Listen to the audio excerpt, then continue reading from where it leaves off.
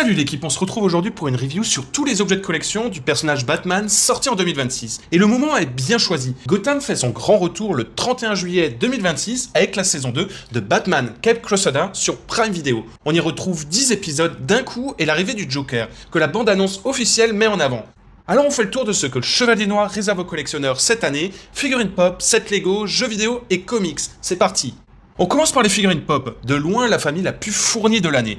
Et la grosse actu, c'est une vague entière qui arrive en précommande. 4 Batman, 4 époques différentes, à environ 16 € pièce, attendu pour fin septembre. Funko l'appelle DC Through the Years, et franchement, le concept est vraiment sympa.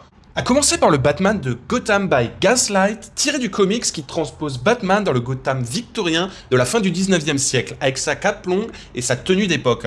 Ensuite, le Batman Incorporated, costume gris et noir avec la ceinture et le logo jaune. On retrouve également Batman de Zuranhar, la version la plus barrée avec un costume violet et rouge, tout droit sorti du run de Grant Morrison. Et bien sûr, le Batman futuriste, assez connu de la série La Relève, avec son logo rouge lumineux. D'ailleurs, petit réflexe pour tous les produits de cette vidéo, tu retrouveras chaque fiche sur Geek Planet avec le comparateur de prix et toutes les boutiques partenaires côte à côte. La tendance des prix te permettra également de savoir si tu achètes au bon moment. À côté de cette vague, il y a déjà du lourd en rayon, comme par exemple le Batman en armure de samouraï tiré du film d'animation Batman Ninja autour d'une vingtaine d'euros. Ma préférée côté mise en scène, c'est définitivement le Batman de Arkham Knight en version premium avec lumière et son. Il est posé sur le bas de signal qui s'allume réellement. Compte une vingtaine d'euros pour lui aussi.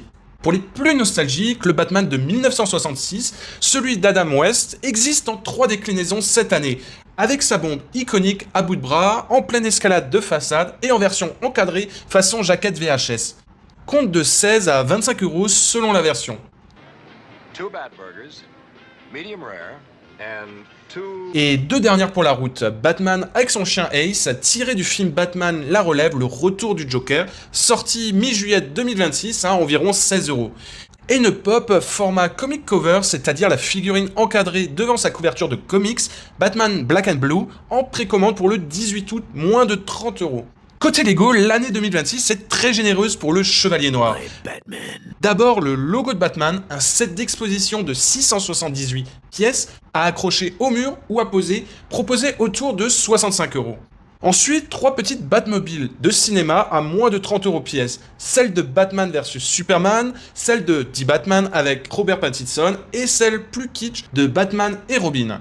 3 époques de cinéma différentes sur une étagère pour le prix d'un jeu de société. Et puis bien sûr, il y a la pièce de l'année, la Batmobile Tumbler en Lego Technic, celle de la trilogie Dark Knight. Et attention, ce n'est pas un simple modèle d'exposition, elle est télécommandée depuis ton téléphone avec l'application mobile. Elle est équipée d'une direction motorisée, de phares pilotables et même d'une fonction réacteur qui s'allume et propulse la voiture, comme dans le film. Le tout dans un noir intégral du plus bel effet. Son prix avoisine les 190 € avec une date de sortie au 1er août 2026, soit le lendemain du retour de la série. Le week-end du 1er août sera donc bien chargé pour les fans. Autre événement important de l'année, c'est le grand retour de Batman en jeu vidéo avec Lego Batman, l'héritage du Chevalier Noir, qui est sorti en mai 2026. C'est le premier Lego Batman depuis des années et il revisite toute la mythologie du personnage en monde ouvert dans Gotham. Il est disponible sur PlayStation 5 et Xbox autour de 60 € et la version Switch 2 arrive le 18 septembre. Et pour finir, la curiosité de l'année en librairie, le comics Batman Deadpool, le crossover DC Marvel avec du beau monde au scénario et au dessin, Grant Morrison et Dan Mora en tête. Le tome 2 est sorti en mars 2026 pour moins de 10 €. Alors, qu'est-ce qu'on retient de tout ça? Si t'as un petit budget, tu peux déjà te faire plaisir avec le comics à moins de 10 € ou une figurine pop de la vague à 16 €. Si tu cherches l'achat le plus malin, c'est le jeu vidéo, les yeux fermés. Et si tu veux la pièce de l'année, là, y a pas à hésiter, c'est la Batmobile Tumbler.